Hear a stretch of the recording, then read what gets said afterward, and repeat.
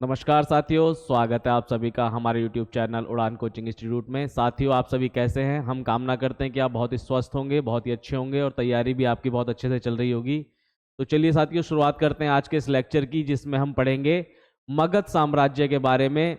ये हमारा हिस्ट्री का नेक्स्ट लेक्चर है, जिससे पहले हम अब तक क्या पढ़ चुके हैं। हम 16 महाजनपद, बौद्ध धर्म और जैन धर्म के बारे में सभी चीज़ें पढ़ चुके हैं। अब जो नेक्स्ट चैप्टर है क्या है? मगध साम्राज्य का उदय।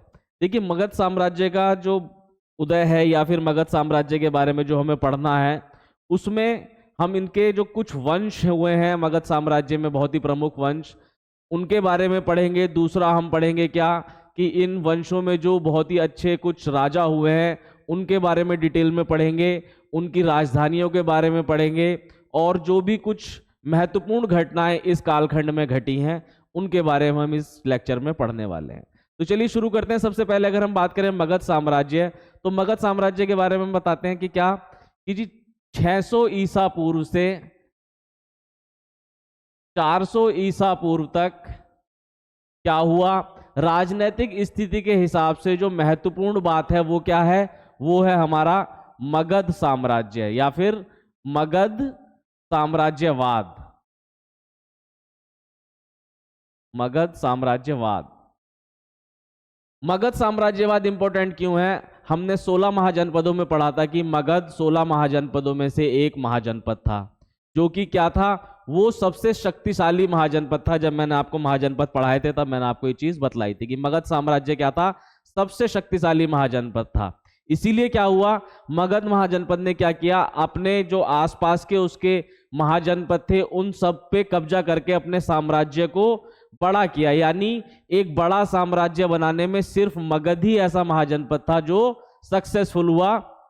इसी वजह से क्या है, 600 बीसी से लेकर 400 बीसी तक जो ये कालखंड है, इसमें सबसे महत्वपूर्ण जो चीज है वो है मगध साम्राज्यवाद। यानी मगध ने बाकी सभी महाजनपदों पर लगभग विजय प्राप्त की, अपने साम्राज्य का जो विस्तार किया, ऐसा विस्तार किसी भी महाजनपद ने नहीं किया था। तो मगध साम्राज्य के बारे में क्या है? मगध साम्राज्य का जो हमको सबसे पहला या मगध साम्राज्य का जो सबसे प्राचीन उल्लेख मिलता है वो किसमें मिलता है हमको? अथर्ववेद में।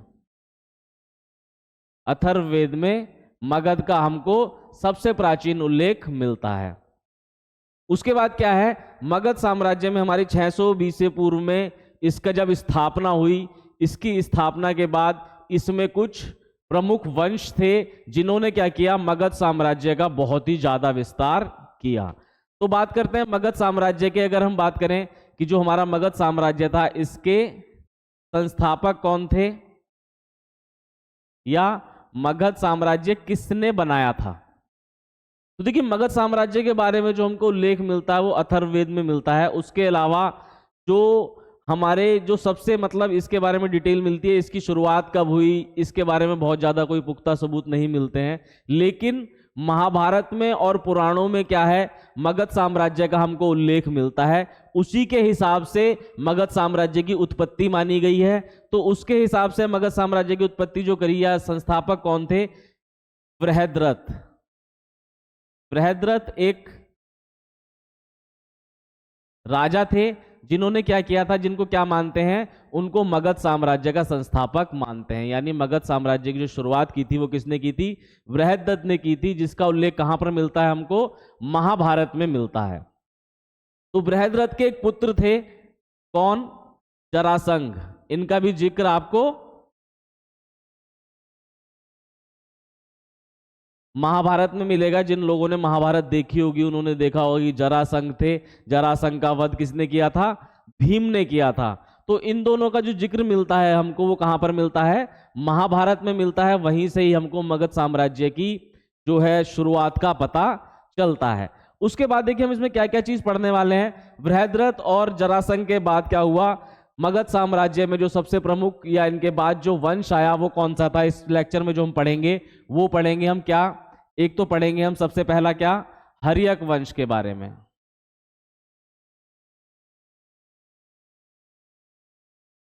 दूसरा इसके बाद कौन सा आएगा? शिशुनाग।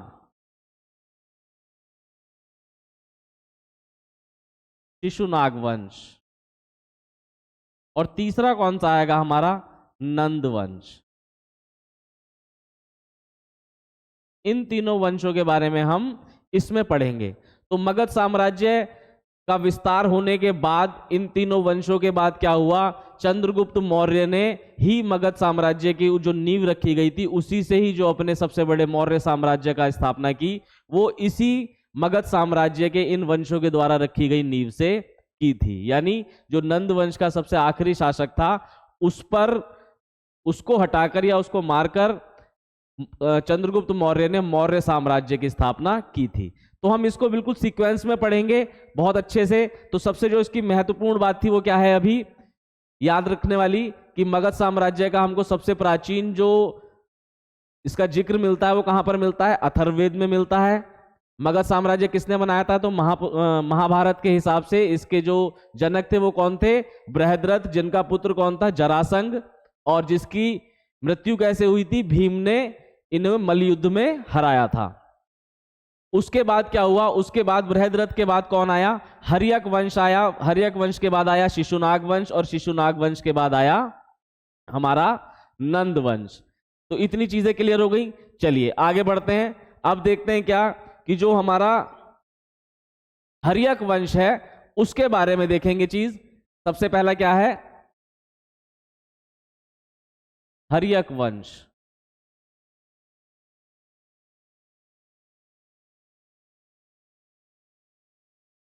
हर्यक वंश की जो स्थापना की है, इसको एक और नाम से बुलाते हैं, जानते हैं क्या,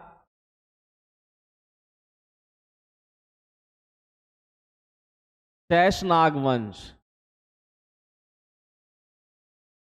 इसको शैशनाग वंश भी कहते हैं। पुराणों में इसको शैशनाग वंश कहा गया है, और जो हमारे बौद्ध धर्म के और जैन धर्म के ग्रंथ हैं उनमें क्या कहा गया है, हर्यक वंश कहा गया है। तो इसके जो संस्थापक थे वो कौन थे, इसके संस्थापक थे बिंदुसार।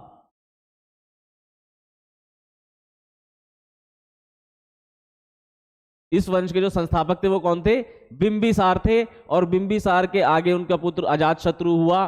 उसके बाद उसके पुत्रों ने क्या किया, मगध साम्राज्य का विस्तार किया। तो चलिए थोड़ा सा हम डिटेल में देखते हैं इसको। हर्यक वंश क्या है, हर्यक वंश है हमारा 544 ईसा पूर्व से 412 ईसा पूर्व तक का जो समय काल है वो किस वंश में आता है, हर्यक राजवंश में आता है, जिसकी स्थापना किसने की, बिंबिसार ने इसकी स्थापना की। 544 ईस्वी में बिंबिसार जो है राजगद्दी पर बैठे, और 544 ईस्वी से लेकर 492 ईस्वी तक उन्होंने शासन किया। यानी उन्होंने टोटल 52 साल शासन किया और हर्यक राजवंश की स्थापना की। बिंबिसार के बारे में क्या कहते हैं लोग, बिंबिसार जो है एक दक्षिणी प्रांत की तरफ, मतलब दक्षिणी बिहार की तरफ एक सैनिक के क्या थे, पुत्र थे। उनके बारे में कहा जाता है, अलग अलग किताबों में अलग अलग जिक्र मिलता है। लेकिन जो महत्वपूर्ण बात है वो क्या है कि बिंबिसार 14 वर्ष की आयु में क्या हुए थे, राजगद्दी पर बैठ गए थे। यानी उन्होंने 14 वर्ष की आयु में ही शासन करना शुरू कर दिया था। तो जब बिंबिसार 14 वर्ष की आयु में राजगद्दी पर बैठे, उस समय कंडीशन ऐसी थी कि हर एक महाजनपद अपने साम्राज्य के विस्तार में लगा हुआ था। जो आसपास के महाजनपद थे वो सभी क्या कर रहे थे, अपने साम्राज्य का विस्तार कर रहे थे, हर एक तरीके से अपने साम्राज्य को बढ़ाने की कोशिश कर रहे थे। तो जो सबसे पहले बिंबिसार हमारे राजगद्दी पर बैठे, तो उन्होंने अपने साम्राज्य का विस्तार करने से ज्यादा जरूरी क्या समझा कि पहले साम्राज्य को अंदर से सुदृढ़ किया जाए, मजबूत किया जाए।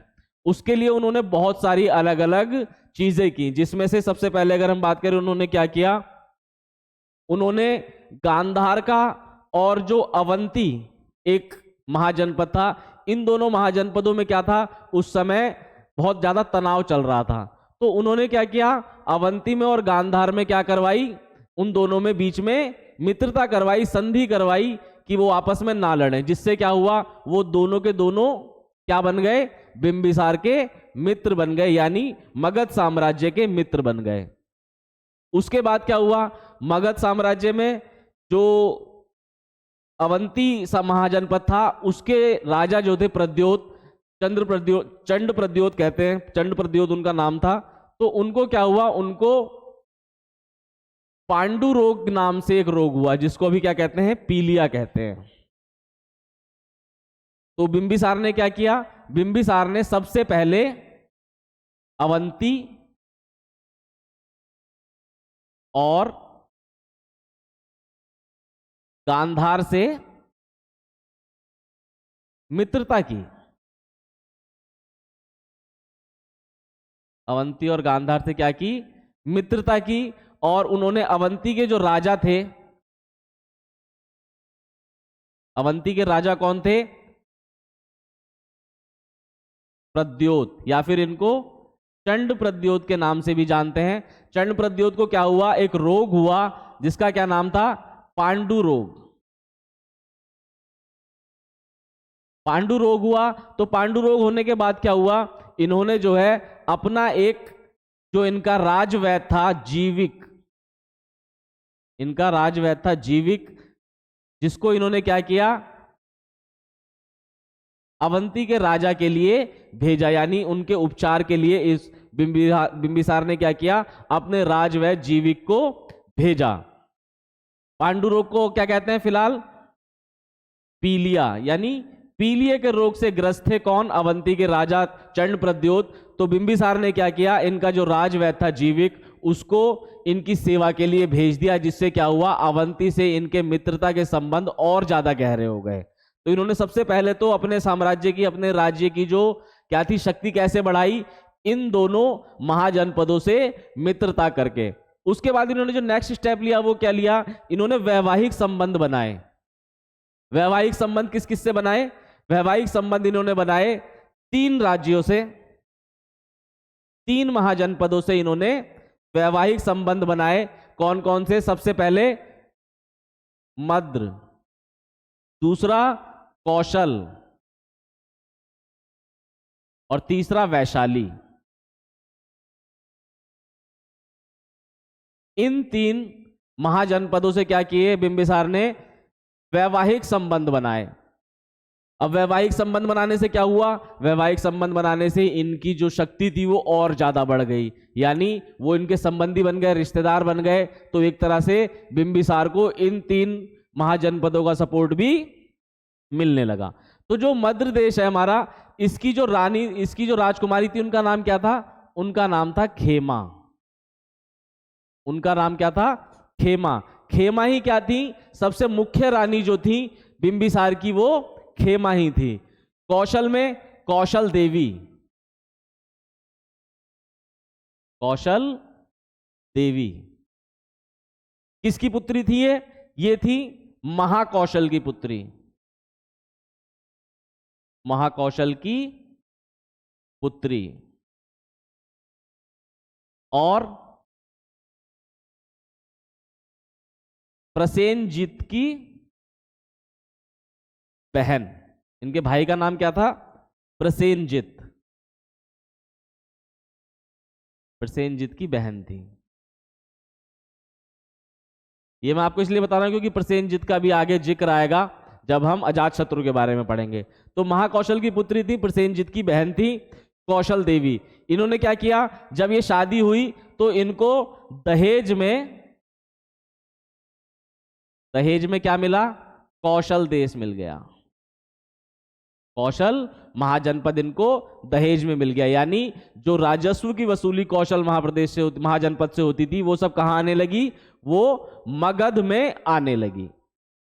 उसके बाद जो हमारी तीसरी थी, क्या नाम है, वैशाली की राजकुमारी, वो कौन थी, लिच्छवी राजकुमारी थी। यानी उस समय वैशाली पर किसका साम्राज्य था, लिच्छवियों का साम्राज्य था, लिच्छवियों का राज्य था।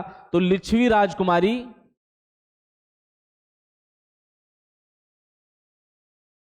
लिच्छवी की राजकुमारी थी कौन, चेलना।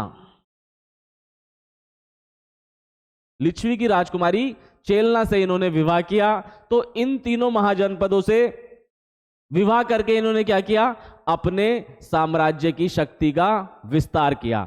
2 महाजनपदों से मित्रता कर ली, अवंती से और गांधार से। उसके बाद इन तीनों से क्या किया, इन तीनों से इन्होंने क्या बनाए, वैवाहिक संबंध बनाए। इंपॉर्टेंट है, आप इसको नोट कर लीजिए कि मद्र की राजकुमारी खेमा से, कौशल की राजकुमारी कौशल देवी से, इनको महाकौशला भी कहा जाता है क्योंकि वो महाकौशल की पुत्री थी, तो महाकौशला भी इनका नाम है, कौशल देवी भी इन्हीं का ही नाम है। ये किसकी बहन थी? प्रसेनजीत की बहन थी। और क्या महत्वपूर्ण योगदान था कि दहेज में कौशल महाजनपद इनको मिल गया था, यानी कौशल महाजनपद से जो भी राजस्व की वसूली होती थी, राजकर की वसूली होती थी, वो सब कौन करता था? वो सब कहां जाता था? मगध साम्राज्य में जाता था, जिससे क्या हुआ? इनकी शक्ति और ज्यादा बढ़ गई। उसके बाद तीसरी इन्होंने किससे शादी की? वैशाली की राजकुमारी चेलना से, जो क्या थी? एक लिच्छवी वंश की या लिच्छवियों की राजकुमारी थी। क्लियर है?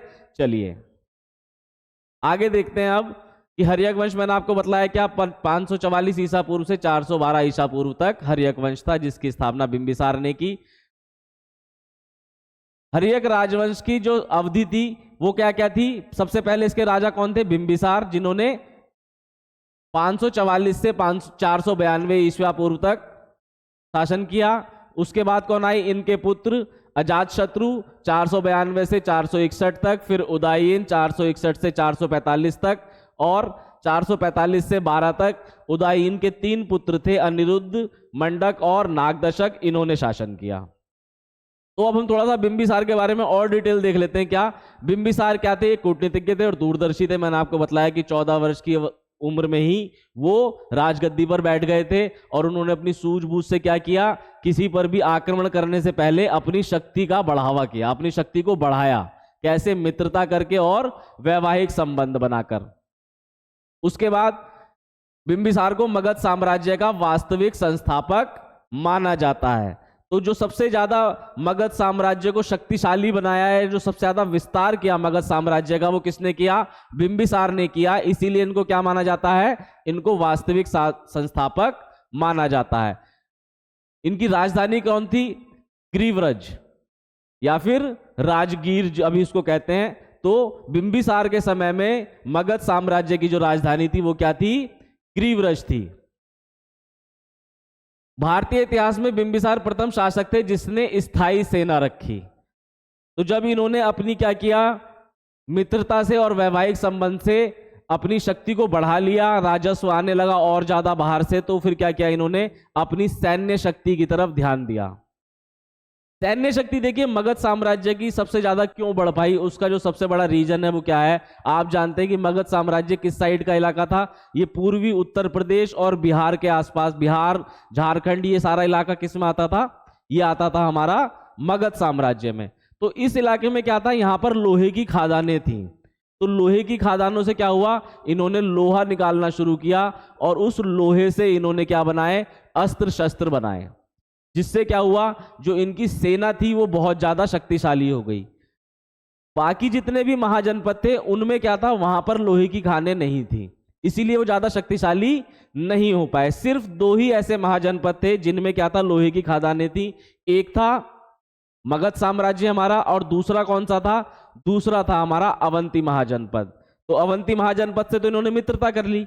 उसके बाद क्या किया? इन्होंने लोहा निकाला, वहां से लोहा निकाल कर क्या किया? अस्त्र शस्त्र बनाए, अपनी सेना को मजबूत किया और स्थायी सेना रखी।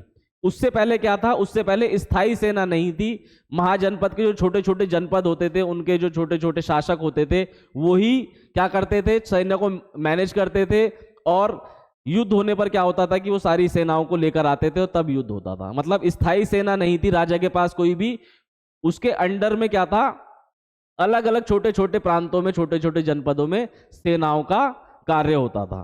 तो बिंबिसार ने क्या किया? उसने एक अपनी स्थायी सेना बनाई, और उस स्थायी सेना में जो सबसे प्लस पॉइंट क्या था? एक तो इनके पास लोहे का बहुत प्रचुर मात्रा में उत्पादन कर रहे थे ये लोग, तो इन्होंने लोहे के अस्त्र शस्त्र बनाए।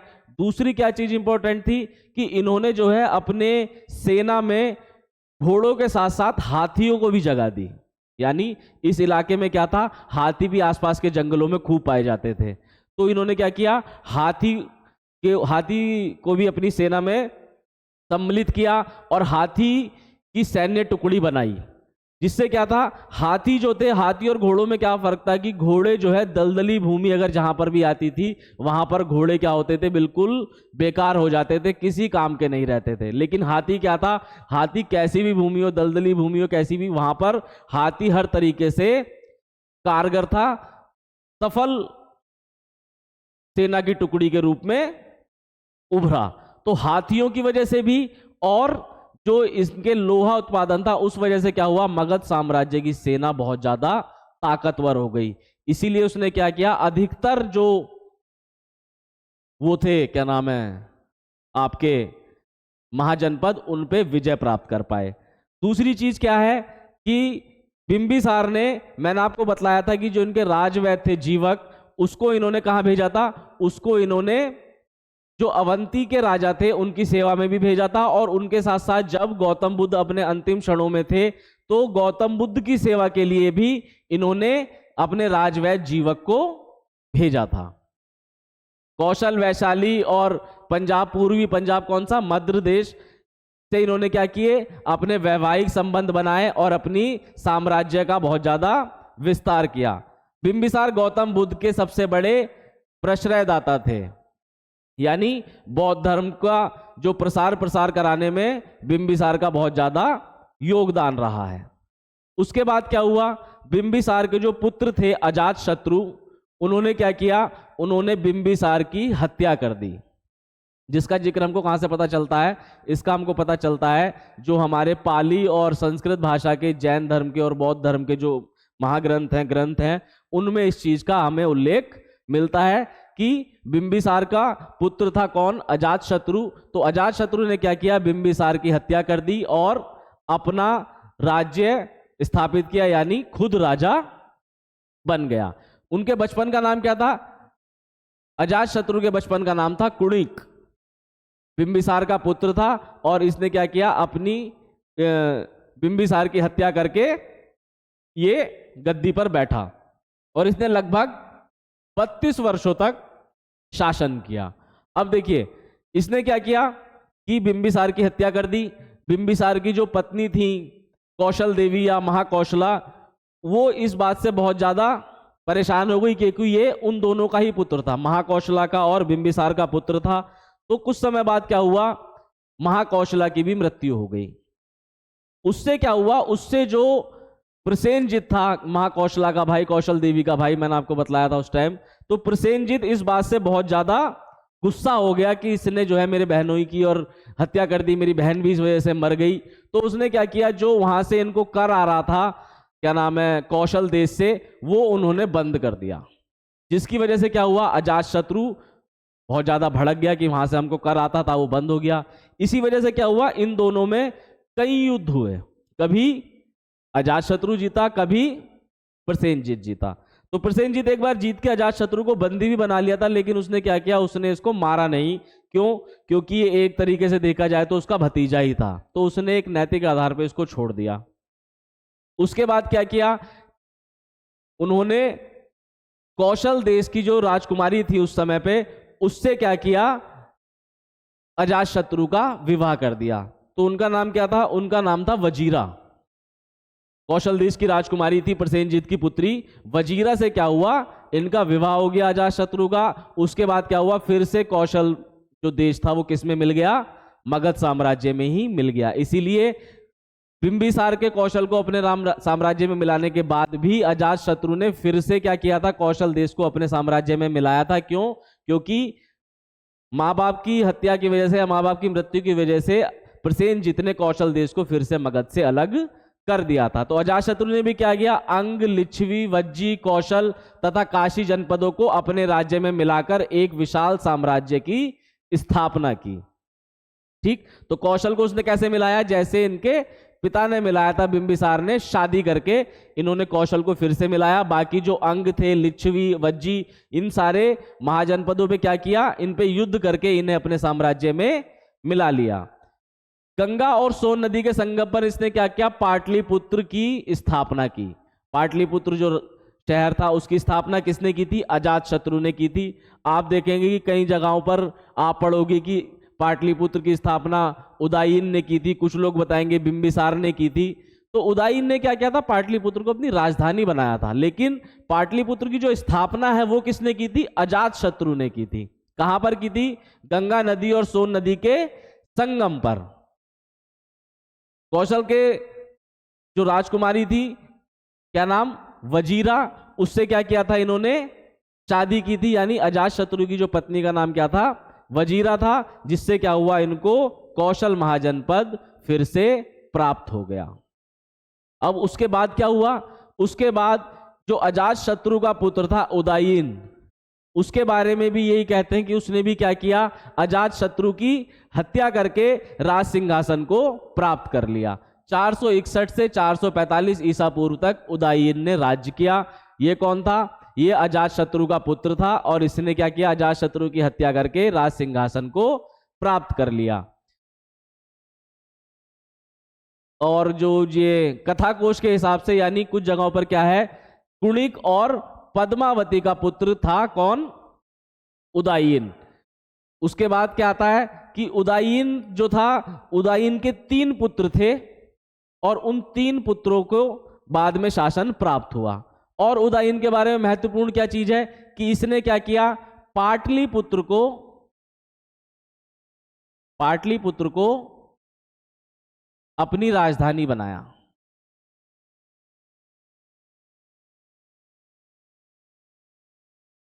पाटलिपुत्र को अपनी राजधानी बनाया। तो जो राजगीर के साथ साथ पाटलिपुत्र भी क्या हो गई, मगध साम्राज्य की राजधानी हो गई। उसके बाद क्या हुआ, इनके 3 पुत्र थे, कौन कौन, अनिरुद्ध, मंडक और नागदशक। तो उदयन के बाद इनका पुत्र अनिरुद्ध शासक बना। उसके बाद कौन बना, उसके बाद मंडक बना, और मंडक के बाद कौन बना, मंडक के बाद नागदशक बना। तो जो हर्यक वंश का आखिरी शासक था वो कौन था, नागदशक था। नागदशक कैसा था, ये बहुत ही अत्यंत विलासी और निर्बल था। यानी विलासी और निर्बल था, अपनी मौज मस्ती में रहता था, जिसकी वजह से क्या हुआ, जो वहां की जो जनता थी उसमें क्या हुआ, वहां पर बहुत ज्यादा असंतोष फैल गया कि ये किस टाइप के लोग हैं, अपने ही बाप की हत्या कर देते हैं। और वो जो लास्ट हमारा शासक हुआ नागदशक, वो कैसा है, वो विलासिता में डूबा हुआ है, बहुत कमजोर है। तो वहां पर क्या हुआ, जनता में आक्रोश बहुत ज्यादा फैल गया, जिसकी वजह से उन्होंने क्या किया, हर्यक वंश के जो बचे हुए लोग थे उनको राज्य से बाहर निकाल दिया जनता ने। और किसको राजा बनाया, जो इन्हीं का ही एक अमात्य था, सेनापति था, उसको इन्होंने क्या बनाया, राजा बनाया, जिसका नाम क्या था, शिशुनाग। तो जनता के असंतोष के कारण शिशुनाग क्या हुआ, शिशुनाग राजा बन गया, क्योंकि सेनापति था उस टाइम पे। तो उसने जनता का साथ लेकर इन सबको वहां से बाहर निकालने के बाद क्या किया, अपना राज्य स्थापित कर लिया। और शिशुनाग ने ही क्या किया, हर्यक वंश के बाद जो शिशुनाग वंश आता है उसकी स्थापना की। 412 ईसा पूर्व में क्या किया, शिशुनाग ने शिशुनाग वंश की स्थापना की। ठीक, तो शिशुनाग वंश जो है यह भी बहुत महत्वपूर्ण वंश था, 5वीं सदी का। क्यों, क्योंकि इसने भी क्या किया, मगध साम्राज्य का बहुत ज्यादा विस्तार किया। मगध साम्राज्य का इसने क्या किया, बहुत ज्यादा विस्तार किया। ये हर्यक वंश के बाद का वंश था और नंद वंश से पहले का वंश था।